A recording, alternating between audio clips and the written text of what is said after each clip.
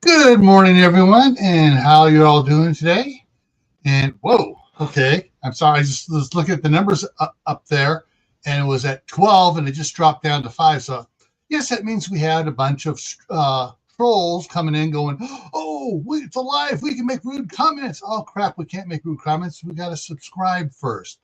Oh, darn. Nice, easy way of, and now it's down to 3. And so that gets all rid of all the trolls. All right. Let's see. First one in was Phalen Wolf, followed by Cruise 1351. All of my former scouts. And let's see here. All right. There I was talking and stuff. Come on, guys. Quit teasing her. All righty. So, all right. So once again, to reiterate the news that I announced yesterday, Monday through Friday, it's not going to be at noon Mountain Time or 2 o'clock Eastern Time. I'm going to be doing this. It's going to be same time it is right now, all the way through this coming week and possibly the week after that. I have the grandsons over here. Well, 3 of them, because the one is in the hospital with his mother there. And so with their father going off to work in the morning, they got to be over here. So yeah, they can't stay home alone. All righty. So let's jump into this here. Oop, there we go. And let me go ahead and take out the highlight. There we go. And we're going to pick up where we left off yesterday. Beginning of chapter 4. Chapter 4, Monday. I know I need to change the second Monday here down to figure out something on it, but I'll figure it out. I got to give this chapter a specific name. Yeah. Jenny stepped out of the shower, reached for her hair dryer, only to remember that she still hadn't gotten her things from her to herself as she wrapped her red hair up in the bath towel. As she started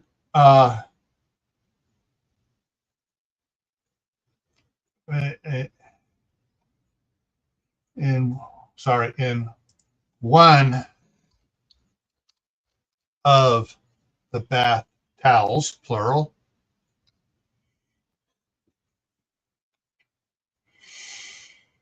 Hang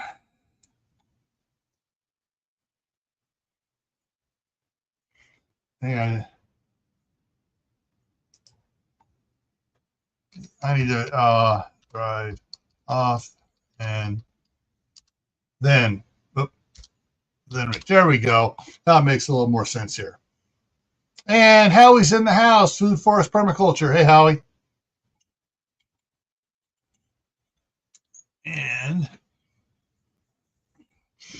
all righty. Okay, so and then dried off, reached for her hair dryer. Only remember she still hadn't gotten her things from her apartment yet. Great. She muttered to herself as she wrapped her red hair up in one of the bath towels. As she started to put her clothes on, she heard someone running up the stairs and down the hall towards the bedroom. Babe, I got you something. Phalen shouted from the bedroom door as he entered it. Then when he reached the bathroom door, is it okay for me to come in?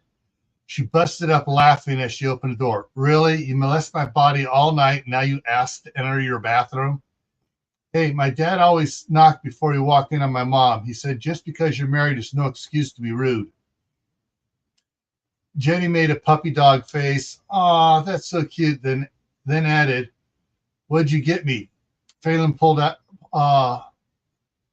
new hairdryer out of a Walmart bag. We haven't had a chance to get your stuff, and you mentioned you wanted your hairdryer yesterday, so I went and got you one. Jenny squealed and rushed to hug Phalen. Oh, thank you, thank you, thank you, thank you. Now I can go to work without looking like a wild animal. Phalen smiled lecherously. Don't go there right now. Then she grinned back. Save it for tonight. I've got to go to work.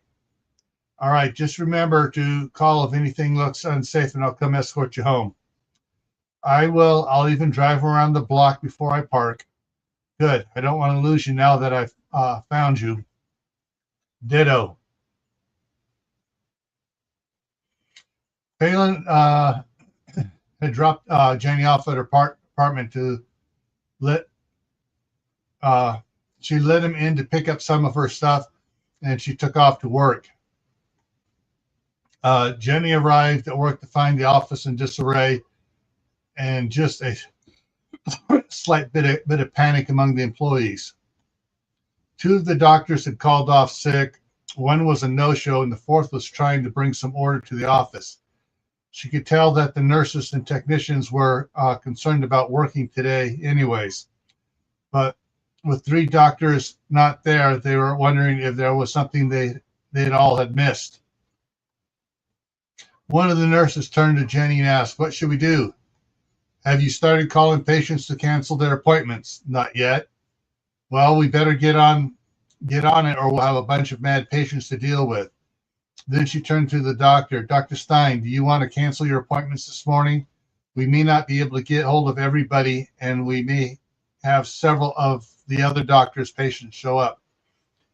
Dr. Stein nodded thoughtfully. "Yes, cancel mine for today and see if you can get hold of the other doctors and find out when if they'll be here tomorrow.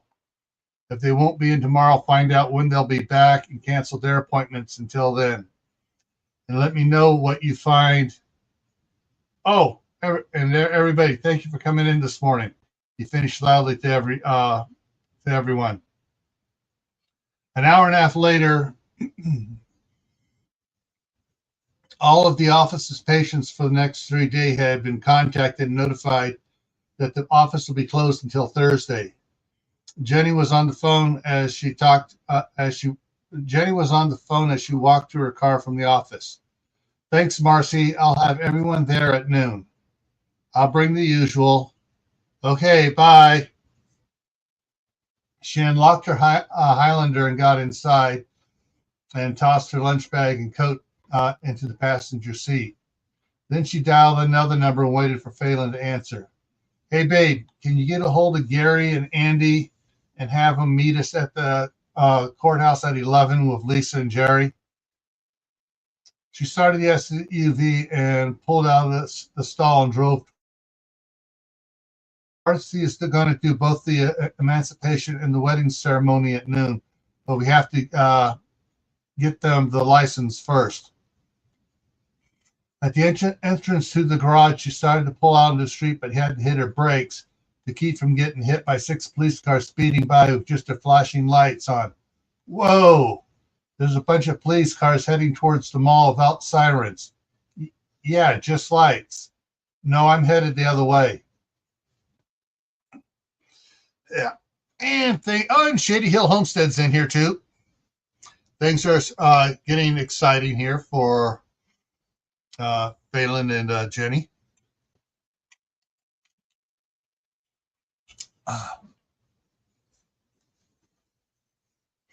You probably can't hear it, but I'm listening, keeping an ear out because I got 3 grandsons in there right now. It sounds like they're playing with the Duplo blocks. No shouting and fighting coming from the other room yet. Things were doing. Phalen had loaded the Dodge up with all of Jenny's clothes, most of her other belongings, including her firearms. After he dropped them off at his house, he started making the rounds to a few of the pharmacies that Mark was not able to get to the day before. The supplies were getting pretty picked over, so he was limited on what he could get. After he bought everything he could, he decided to head over to Dick's Sporting Goods to get some more archery supplies and black powder weapons and black powder weapons and other supplies.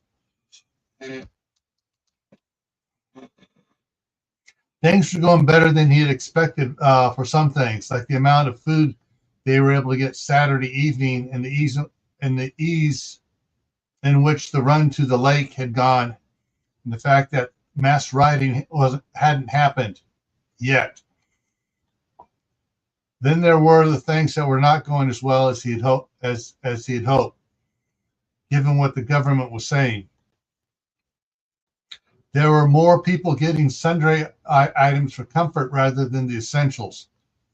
The group had about 2 years' supply of food if they rationed what they had, not counting what they would get hunting and raising in their gardens or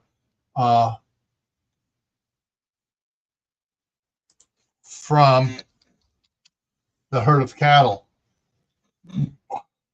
However, for the long term, the group needed to be able to get items like cloth for making clothes, paper, other office supplies, educational, technical books. There was so much they hadn't had time to set up for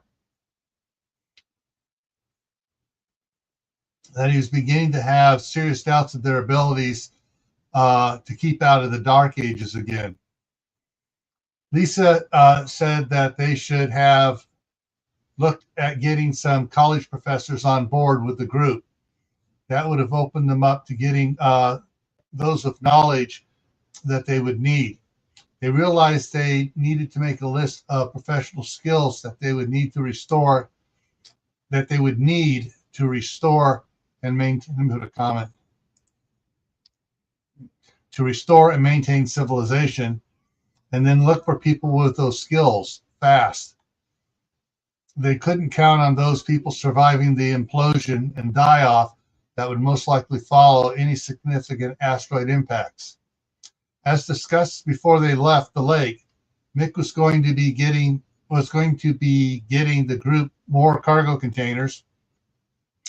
They contacted some of the group members who were available to assist him in that, and some other supply gathering he had in mind. Mick had a mysterious grin as he and Lisa talked about non-food supplies the group needed. Phalen was a little worried at what Mick was going to come up with now. Gary was hitting the harbor freight stores in the area for LED flashlights, bulk bundles of shop rags, automotive fuses, and other items they came up with on Sunday. Then he was going to stop by the Big Tex trailer dealership and get a 2-axle 16-foot dump trailer with 7-foot sides and removable canvas top like the landscape contractors used. He said after that he would stop at the Costco business warehouse and fill it with toilet paper.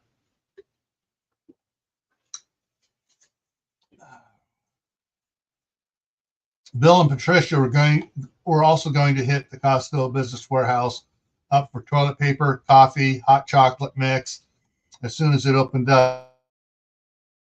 The same at Sam's Club, as well as hygiene products, painkillers, vitamins. Hang on here.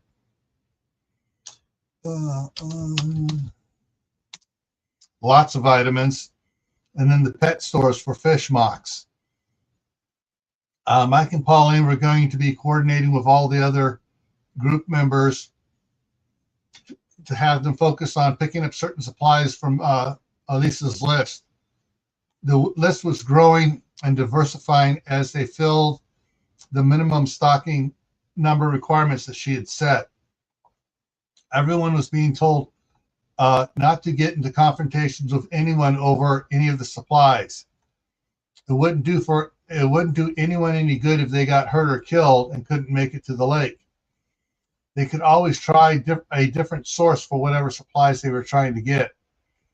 The watchwords were safety first and keep a low profile. As he pulled into the Dick's parking lot, Phalen was already beating himself up for not pushing harder for the group to have activation drills to test their response and find out better what their needs would be.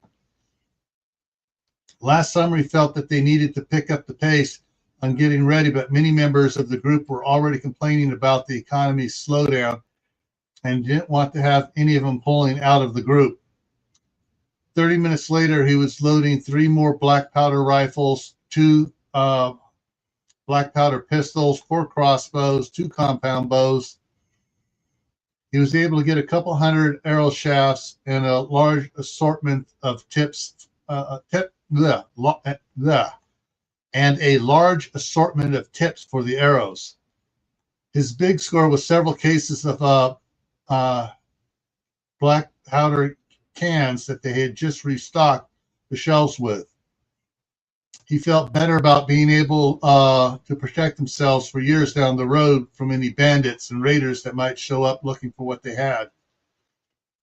He had everything loaded up and was pulling out of the parking lot when his phone rang. And Vanessa Kitty's in here too. Hey, Vanessa.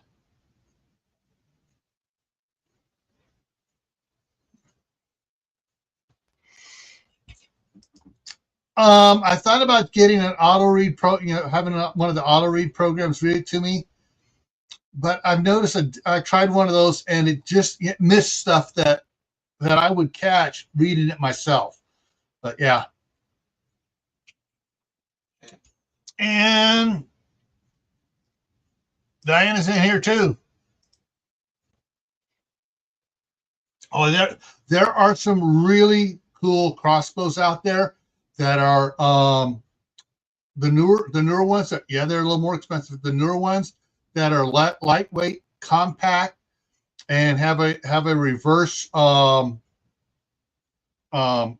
on them, and they got the ratchet cocking mechanism on them.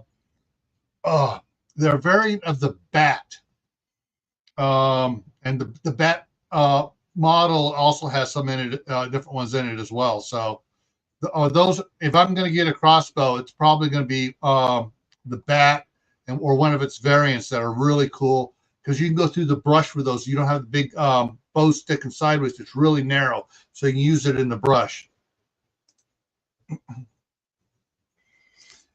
Yeah, I noticed that too. Oh yeah, and some of the AI sci-fi stories, I listen to those as well, Vanessa. I really like the I'm going to go into too much of those, but the way it mispronounces words is so bad, and it's just like, yeah, it just drives me nuts on listening to some of those stories.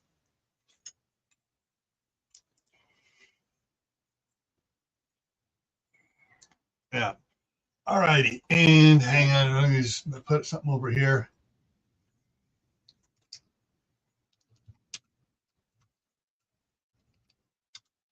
All right, just to see what we got. Yeah, so all righty. Pulled out his phone when he was pulling out of the parking lot when his phone rang. We're going to shift and leave it hanging.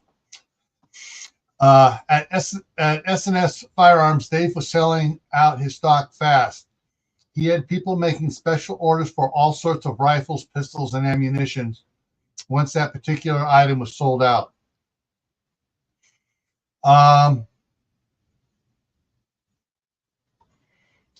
on, did I put something? So let me fix that right now.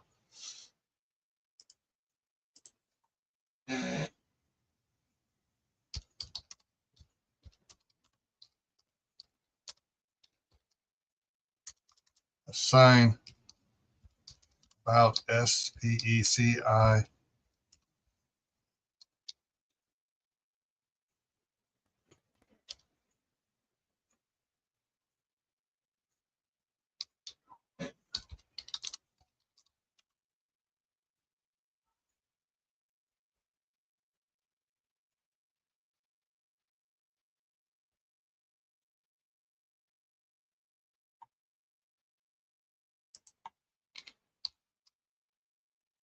Sorry, get this spelled right. C-A.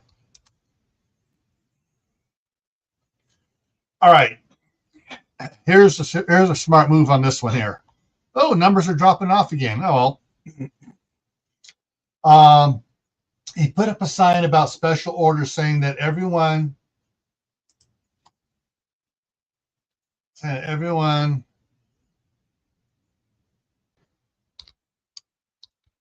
making them had to pay cash in advance and pay cash in advance, period. Some of them even paid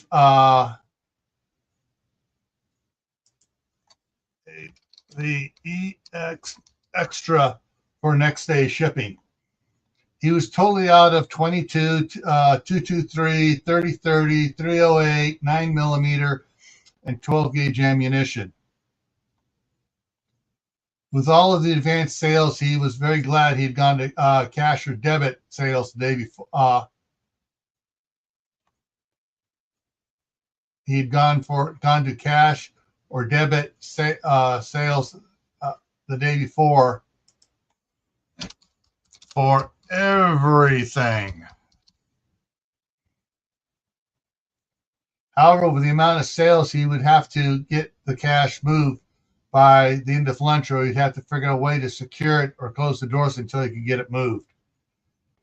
He only had a couple customers who wanted to buy black powder weapons. Mark bought all 3 rifles, so he had to place special orders for them. Each of them placed unusually large orders. The first customer ordered 8 rifles, 12 pistols, all in .45 caliber, and 50 pounds of black powder and reload kits for each weapon. The second customer made a really large order in more ways than one. He went with 50 caliber weapons, ordered 20 Clements custom guns, 50 caliber 5-shot precision revolvers, 12 Vortex ultra light 50 caliber rifles, and 200 pounds of black powder, as well as reload kits for each weapon. He also ordered 8 right-handed leather holsters and 2 left-handed holsters. And hang on, I need to go up here because that's part of him. Okay. And 5 double holsters for the pistols, and 12 soft leather rifle scabbards. Dave told him his order would arrive in 2 to 6 days, depending on how well UPS stayed running. Dave realized that these two each belong to some sort of survival group. Dave thought about asking them about their group, but figured they might get uneasy about dealing with someone who was asking questions about their private business. So he thought he would just give them a business card with his group's ham radio contact frequency. Winneman turned the card over before he stuck it in his pocket, saw the frequency on it and the message. He looked up and smiled. He looked up, smiled and nodded to Dave, then left.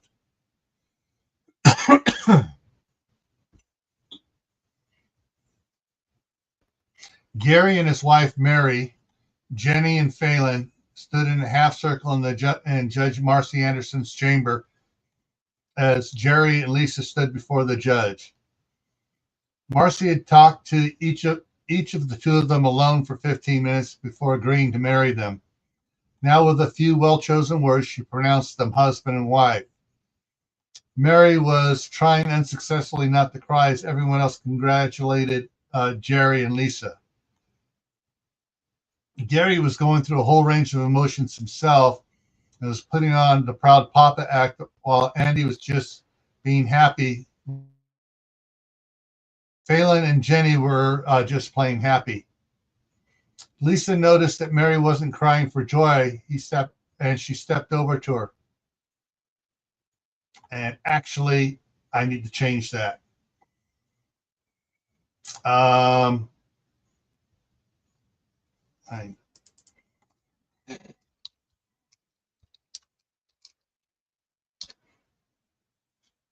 Mrs. Lang, she spoke softly.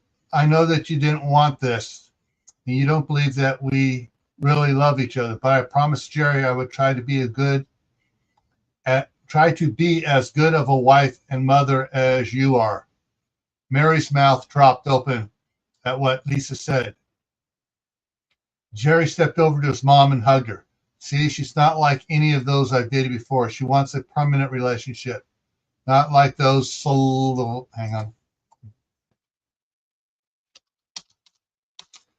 floozies I dated and really didn't want to be with. She's a lot like you, really.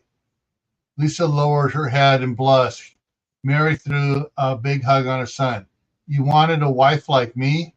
That's the nicest thing you ever said to me. You just made me so proud.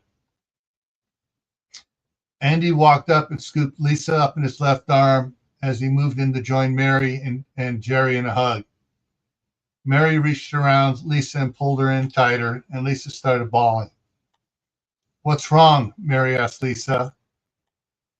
It took Lisa a few seconds to get her crying under control, enough to choke out, Nothing, this is great. She snuffed and gasped the tears back. My mother would never have a group hug. That would have been too sappy and insinuated an obligation she wouldn't do. But you guys, I do want to be like you. Phalen leaned over and whispered to Gary, you know what this means, don't you? Yeah, Gary answered reluctantly. I have to settle down and find a farm girl and be a respectable dad. You got it, hound dog.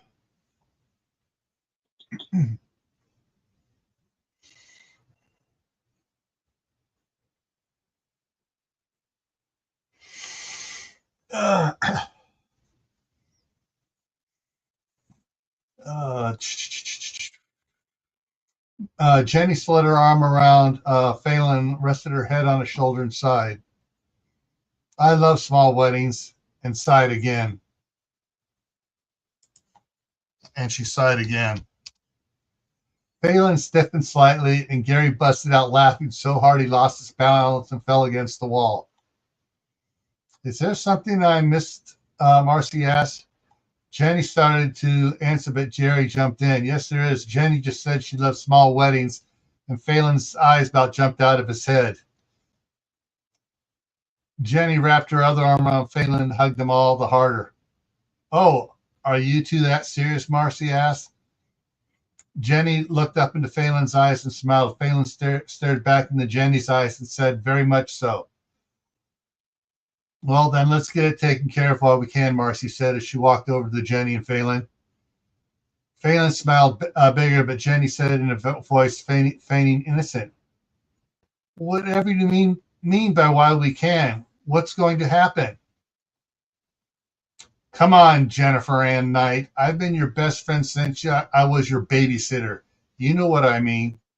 In a week, you may not be able to get the license processed. You best get it done now. Why wouldn't we be able to get a license in a week? Really? You're going to play dumb with me? Marcy demanded with annoyance strong in her voice. Okay, fine. The planetoid. But Marcy, the president said it wasn't going to come close to the Earth and there's nothing to worry about. Jenny, are you telling me you couldn't tell that he was full of it? Marcy took a deep breath and composed herself. Jenny, I'm giving my staff the next 3 weeks off starting Wednesday. Several of the other county offices are doing the same. Jenny looked over at Phalen, who tilted his head to urge her on. So you saying you know the president was lying to us?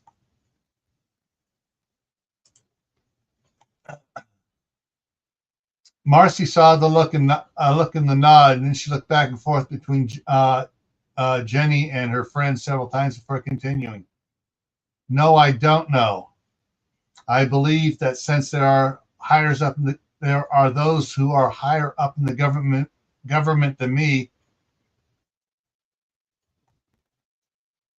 Hang on. I believe that since higher up in the government than me, that are acting as if they've received information contrary to what was put out publicly, that there is some concern to act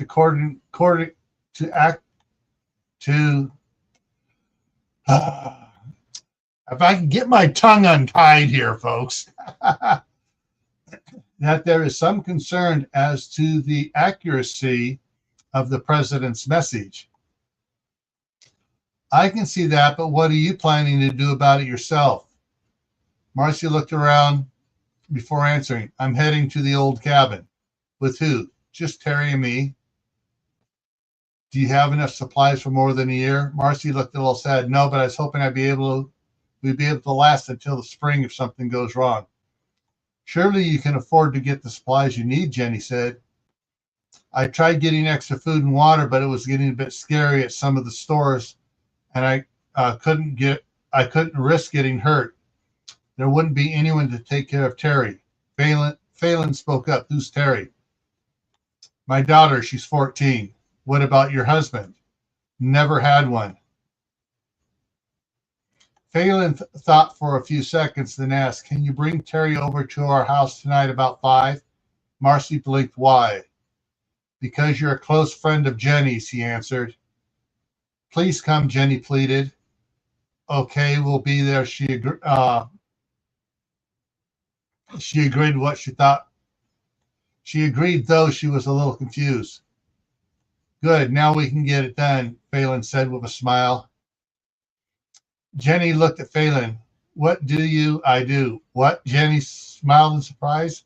Will you marry me now? Jenny flinched, her eyes wide. Yes, I will. Good, said Marcy. We'll get the paperwork. We'll fill out the paperwork quickly. 5 minutes later, Phalen and Jenny were also married. And 5 minutes after that, Jenny and Lisa were heading to do some shopping, and Phalen and Jerry were heading to rent a big U-Haul trailer.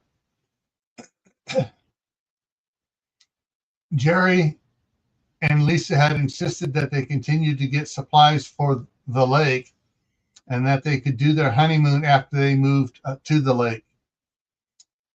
With their decision to do that, Jenny decided that Lisa needed more clothes for the lake and some special things for her honeymoon, though she didn't tell her what. I'm sorry. Some special things for her honeymoon, though she didn't tell her that yet. They were coming back from Walmart and the Red Wing shoe store when they spotted a 2015 Titan 17-foot stock combo trailer sitting in front of a house with a for sale sign on it.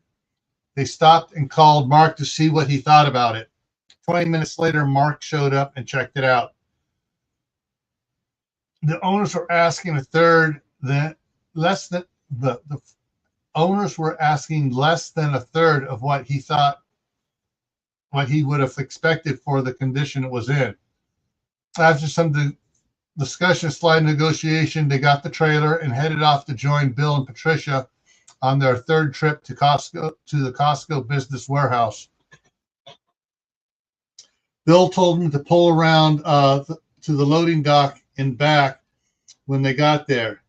He said not to go to the front of the place at all. When they pulled in, Patricia waved him into position, opened the back door of the trailer almost before it had stopped. Bill was talking to the forklift driver as they were backing up, and as soon as Patricia had the back door open, he was loading pallets of toilet paper into the back of the trailer. They loaded 12 pallets of toilet paper and 4 pallets of paper towels and a pallet of Swiss Miss hot chocolate and a pallet of coffee beans into the trailer. They secured the back door as Bill was slipping the forklift driver some money. They quickly hopped in their vehicles and headed back to Phalen's house. When they got there, they noticed that Phalen's Dodge Power Wagon was parked in the driveway and the monster 6x6 was gone. So Mark backed the trailer into its spot next to the garage and left it hooked to the F-250. They went inside and Bill and Patricia started making calls to other group members to see how they were doing on getting supplies. All right, Mark. Okay, hang on a second. I just noticed the numbers did something funky up here for the number of people supposed to be in here. Sometimes things will drop off, so I'm going to say put a little message over here.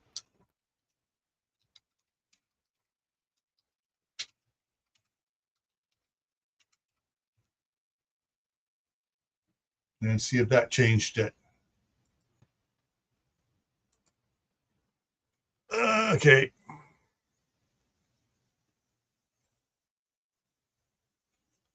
And come on, I need to pin that message. That message is pinned to the top. All right. Let's see here. Dang, my shoulder. Shoulder's so friggin' sore. Let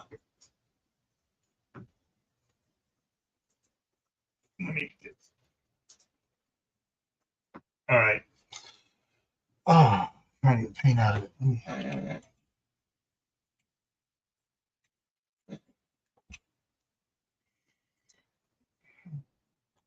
Mark, Lisa, and Jenny went into the garage to see what had been dropped off so far.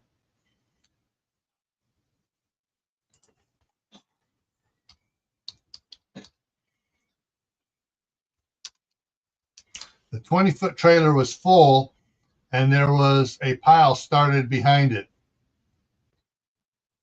Lisa was very happy with the amount of hygiene supplies that was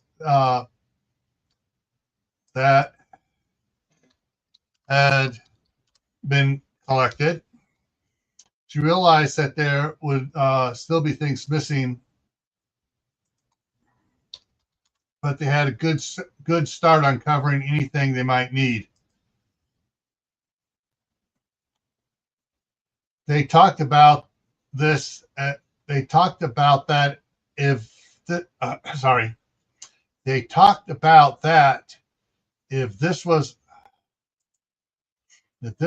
an end of the world event as if this was an end of the world as we know it event, and if they didn't get hit by an asteroid, then they would have supplies they needed for the first year and a half to 2 years. Hang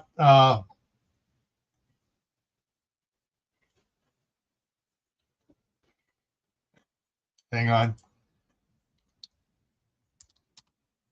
And after, I need to change the wording on this.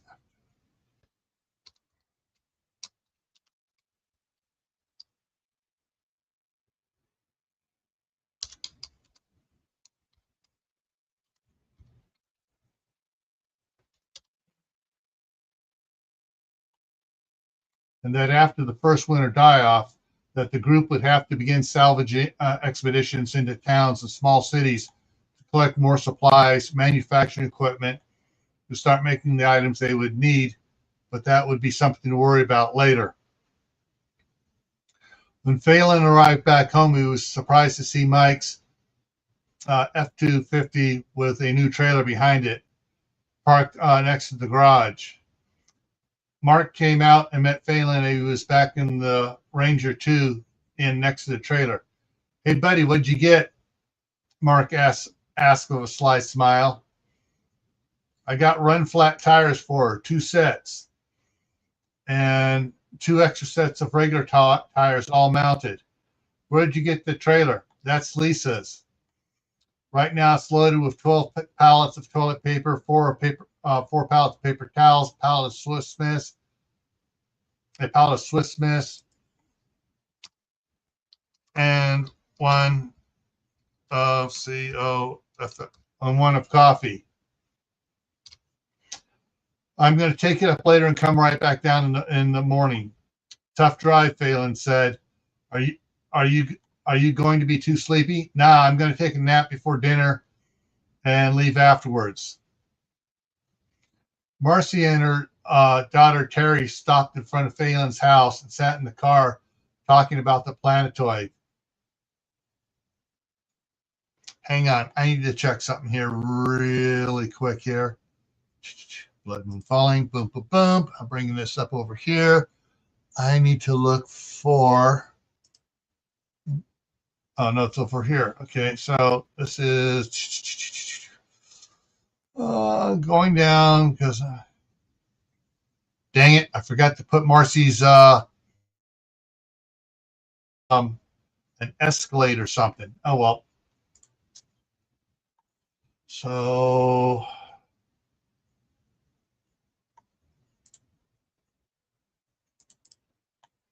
I'm just going to put it as an SUV for now. And Jenny and Phalen asked us to come over. I presume it has something to do with getting prepared for the planetoid.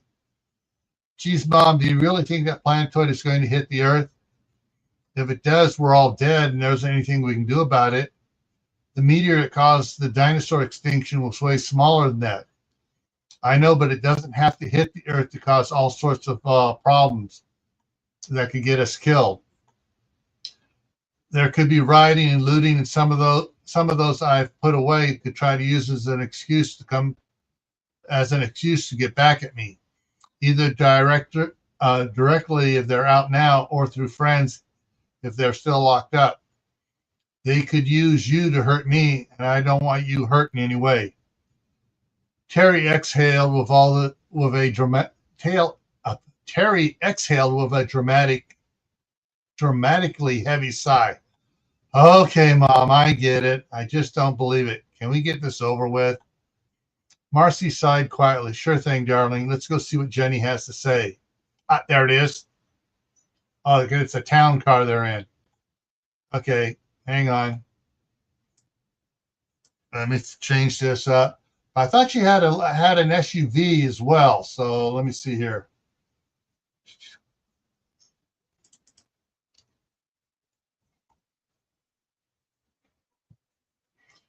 And town car is the correct spelling. It's just that at the dictionary. There we go. This particular version of Microsoft Office with its update has even a limited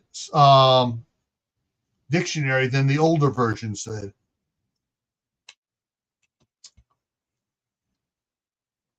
All right. They got out of the town car and walked up the driveway to the house with Marcy draping her arm over Terry's shoulder. Suddenly, Terry stopped and looked frozen at the shadow sitting next to the garage. Oh my God, she exclaimed. Look at that monster. It's great. She broke away from her mother and ran over to Phalen's Ranger 2. Oh man, this is awesome. I can't believe it. She climbed up on the passenger side running board and put her face against the back door window. She couldn't see well, so she cupped her hands around her eyes to block out the moonlight reflecting off the glass. Terry, Marcy yelled, get off of there. That's not ours. We don't want to get the owner mad at us. But Mom, you got to see this. It has 3 bench seats and a roof hatch. I don't care, Marcy shouted, then saw the hurt look on her daughter's eyes and stopped mid-sentence. That's not true. I do care. It's just that we're not here for that. We'll ask Jenny if you can look at it if you get down right now. Reluctantly, Terry hopped off the running board and came back over to her mother.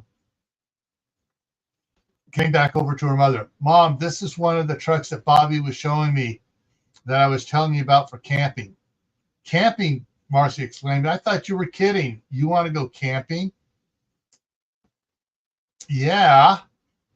Jenny talks to you about all the places she goes to and the cool things she sees.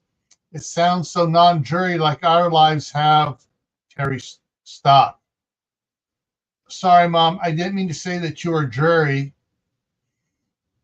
Marcy wrapped her arms around her daughter. I'm sorry I haven't done more fun things with you. But a truck like that is probably way too expensive for us to afford. It's less than $90,000, and there's more than that in my college fund. Yes, there is, and it's for your college. Besides, That's got to be close to $200,000, if not more. Actually, it was $92,000, came a voice behind them. They turned around to see Jenny and Phalen walking towards them. Why don't we go inside and talk about things, Jenny said with a warm smile. Sounds good to me, Marcy said with a slight sigh of relief. Can I look inside it later? Terry asked enthusiastically. Sure, Phalen answered, laughing. I'll even start it up. Terry let out a squeal like a little piglet getting its tail pulled and jumped up and down, clapping. Oh, Jenny said to Marcy. I didn't know Terry was into monster trucks. Neither did I, Marcy replied. I think there's a few things I have missed with her. They went inside and Marcy and Terry was introduced to everyone. Mark Chisholm, Jerry and Lisa, Captain Harrow. They all sat in the living room while Jenny started the conversation. First off, Marcy, I want to apologize for playing dumb with you in your chambers today. It's just that the group is very cautious about our activities. It's all legal. They're just protective of our resources. Phalen leaned forward and spoke. Marcy, our group is made up of people with special skills, professions, and knowledge, and to a certain extent, financial stability. Jerry's and Lisa's dads are operating engineers. Thomas here is, hang on a second here. 1, 2. Thomas here is, Marcy interrupted Phalen. Captain Thomas Harrow of the Arizona Highway Patrol. I know Thomas somewhat from the courthouse. Phalen picked up on the tension on some tension between Marcy and Thomas. I hope that's a good somewhat. It is. He's very trustworthy, she said, staring hard at Thomas. Good. We have 2 lawyers, 3 doctors, a dentist, a baker, a butcher, a software tycoon, several survival experts, and others. Phalen paused to let the information sink in. The thing is, we all trust each other and have been vetted by Thomas through background checks, except for a few whose waivers were granted for. Jenny being one, for obvious reasons. We have a bit of acreage away from the city with cattle, gardens, a small lake, and such. Jenny picked up the conversation.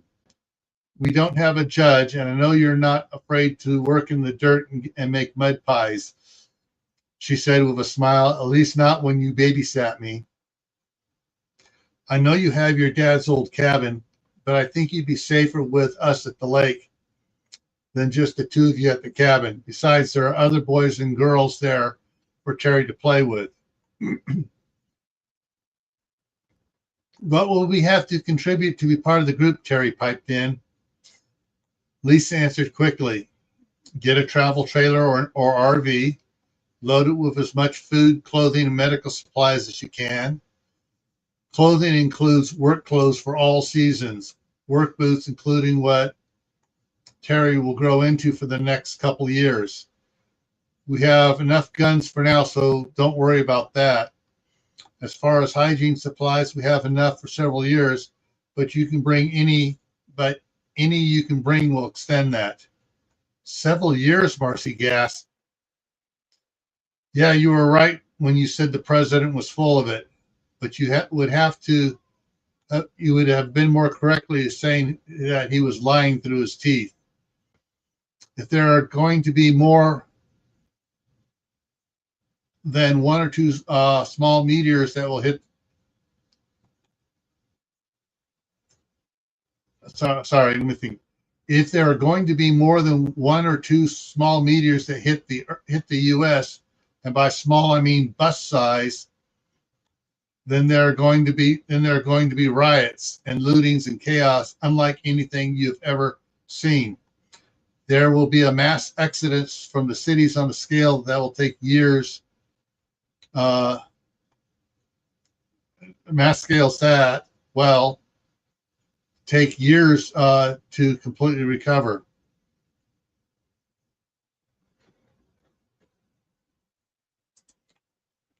Hang on, I forgot a word in there. There we go. There'll be mass exodus from the city stat. Well, will take years to completely recover. To make a complete recovery, if not decades, especially if some of the cities get hit with some smaller car-sized meteors. Marcy and Terry looked ashen at what Lisa was telling them.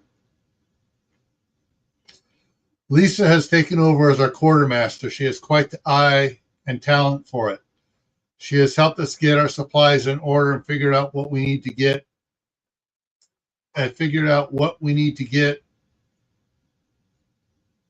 Hang on, I booted that sentence.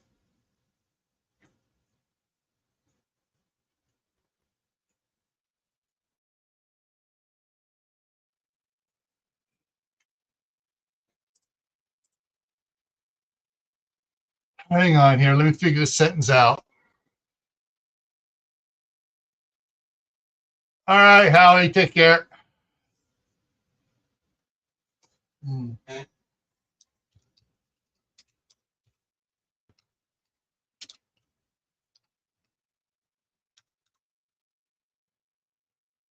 right, let me figure this sentence out.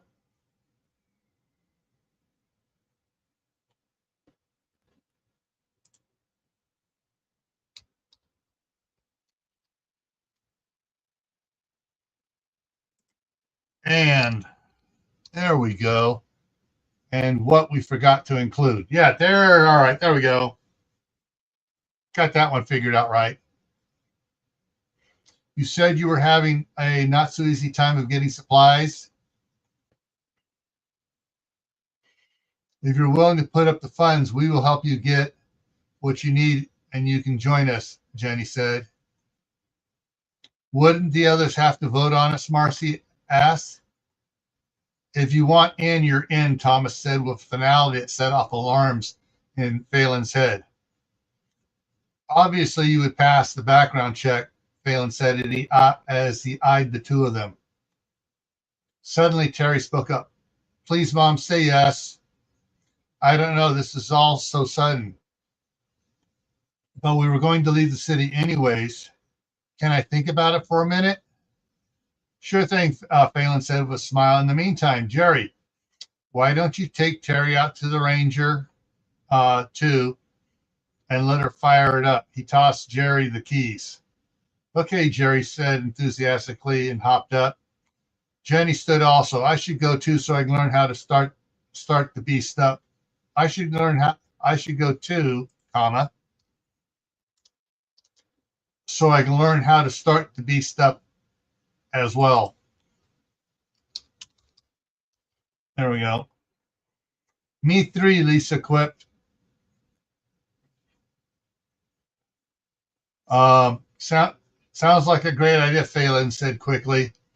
Then to Thomas and Marcy added, can I get you something to drink? Water, soda, beer? Root beer, Thomas said in a serious tone. Same for me, Marcy added. Phalen glanced over to Mark, who was sitting off in the corner, stroking his short, thick beard. He shook his head no. So Phalen went to the refrigerator and grabbed 2 bottles of Virgil's root beer. Wiped the tops off with a paper towel. And when he came back to the living room, the tension was higher than ever. He handed them the sodas. Marcy, I want to thank you for everything you did for us today. It was my pleasure. It's not often I get to make so many people happy. Thomas, I don't say it enough, but thank you for all your help with the group. Hey, I just get the same out of it as you do. Phalen nodded and took a breath. Now, what the hell is going on with you two? Spill it now. Both Marcy and Thomas were surprised by Phalen's sudden demand. They looked at each other and Thomas spoke. I can't be the one to speak first. I made a promise and I have to stick with it. Before Marcy could reply, Phalen chuckled. You are Terry's dad, aren't you? How'd you know? Thomas and Marcy said together. Come on, the tension between you was as thick as bacon fat in December. Your compliments to each other were a bit heavy on keywords, and you were saying that if she wanted in, she was in. Screamed that you two had a connection. Yes, you're right, Phalen. Please don't tell Terry. We have our reasons, okay? Thomas asked. Phalen sighed heavy and dropped his head. Thomas, you know a little about my past. And Marcy, I gather you know all about Jenny's. I can tell you both that we would give anything to be with our missing family members. Thomas, you're a really great guy. You don't have a wife, and well, you do have one kid that I know of, but my point is you'd make a great dad. I'm not saying that you two have to get married or have anything else to do with each other, but besides Terry, but just think of it from her position. Okay? Just think about it.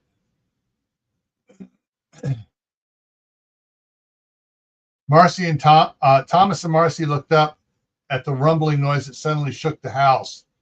Well, she got it started, Phalen chuckled. Marcy looked back down in deep thought, and Thomas spoke. I don't think it would be right for her to get a father and suddenly lose him if something should happen to me. But what if something were to happen to you, Marcy? What then? And Thomas, who says that anything's going to happen to you that wouldn't happen to her? If we get hit by a meteor while up at the lake, then we've all bought it. Let me ask her what she feels about her father and see if she really wants to know who you are, Marcy whispered in a crackling voice.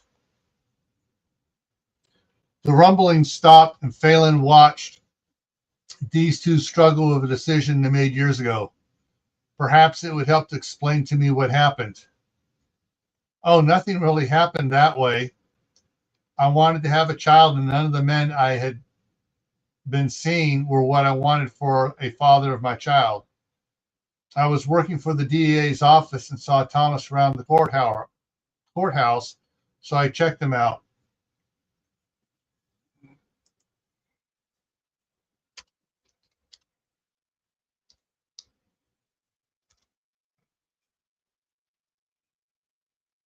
I knew a little.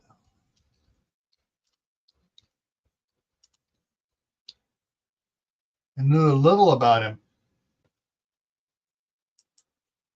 So I checked him out for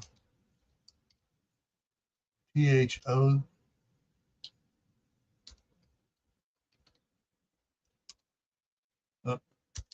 More thoroughly.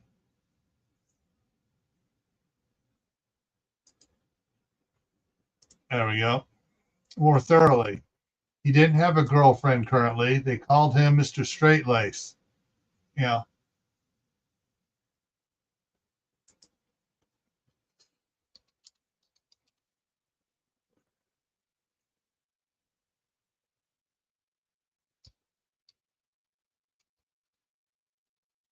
And the patrolman called him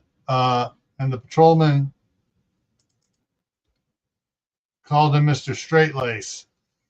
So I approached him and asked him out for a drink to discuss something I needed help with. The ground rules were simple. There'd be no emotional involvement between us once I was pregnant.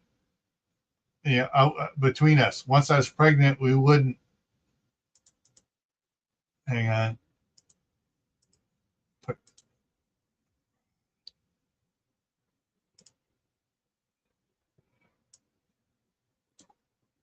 Hang on here.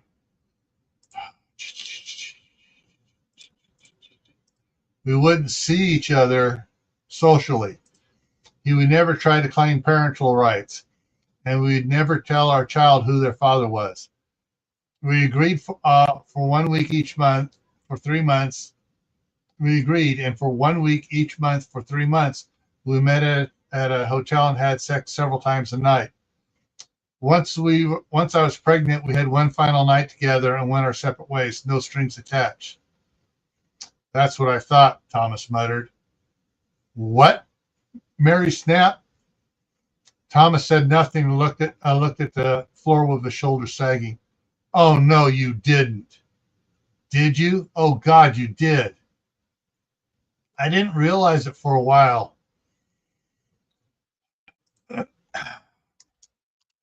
H-O-M.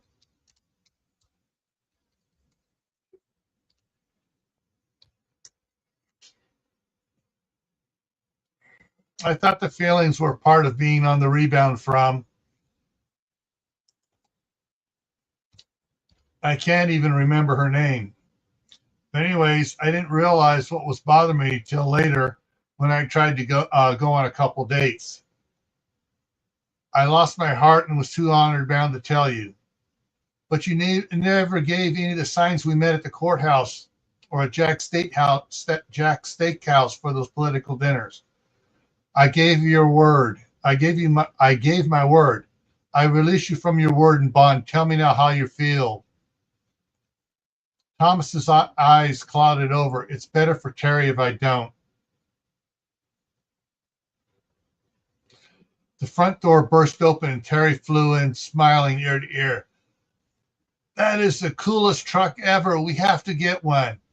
And she dove into her mother's lap and hugged her. With them, they have horses there. Lisa's getting alpacas, and she said I can help take care of them. Yes, we'll go there, Marcy said as her voice cracked. Terry pulled back and stared at her mother with a concerned look. Look, what's wrong? Nothing. Terry rolled out of her mother's lap and stood up. Mom, I know you better than that. Don't lie to me. What's wrong?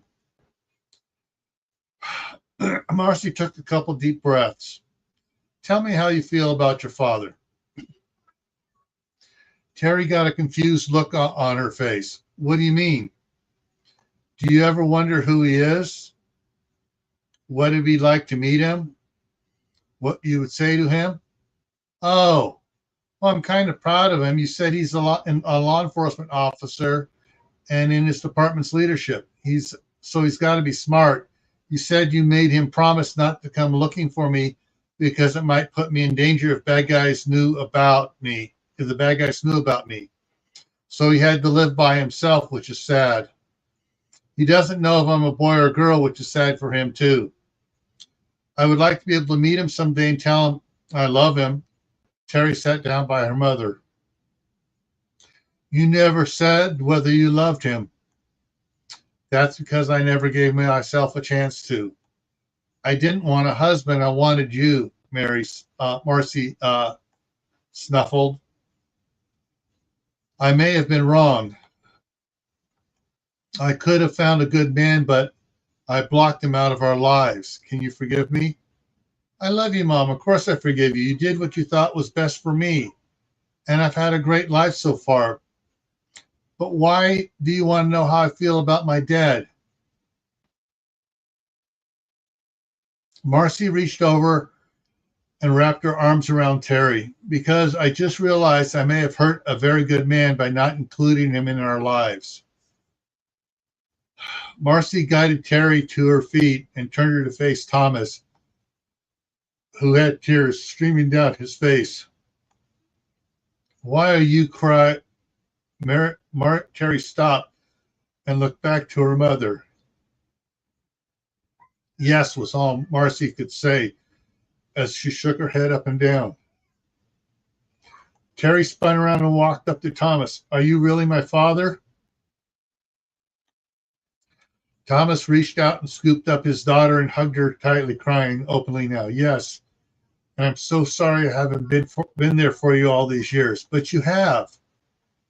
You've kept us safe and everyone in the state too. Marcy stood slowly and made her way over to them.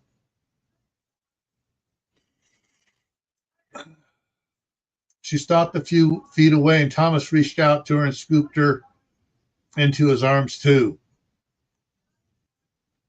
Phalen motioned with his head for the others to follow him out of the room and down the hall. As usual, Mark sauntered out last.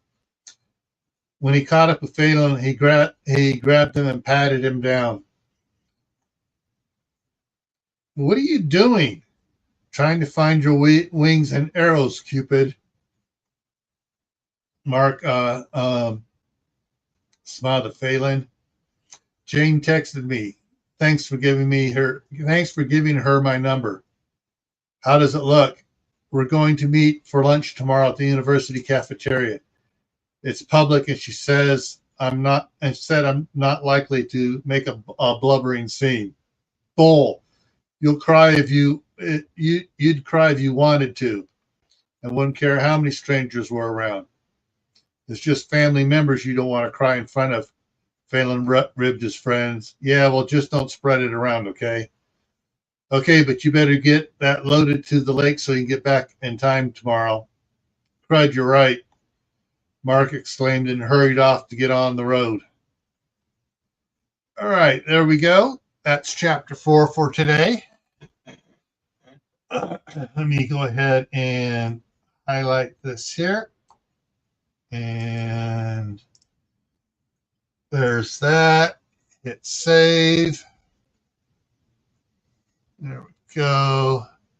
Let's bring me down to here. All right, folks. We're going to wrap this up here for today. So tomorrow morning, we will pick up chapter 5 at 10 o'clock Eastern, 8 Mountain. And we'll start on chapter 5 tomorrow morning. Tomorrow evening on my other channel, Camp Patton Family Compound, is honey in food preservation. And so yeah, we'll continue editing.